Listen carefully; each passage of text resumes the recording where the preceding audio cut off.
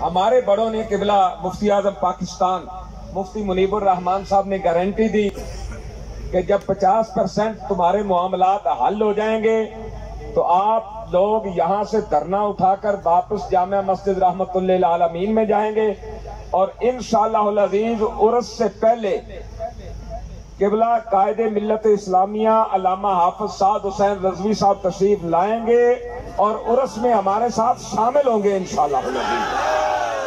हाँ, तो इंशाअल्लाह हम अब जाएंगे जामिया मस्जिद रहमतुल्लिल आलमीन।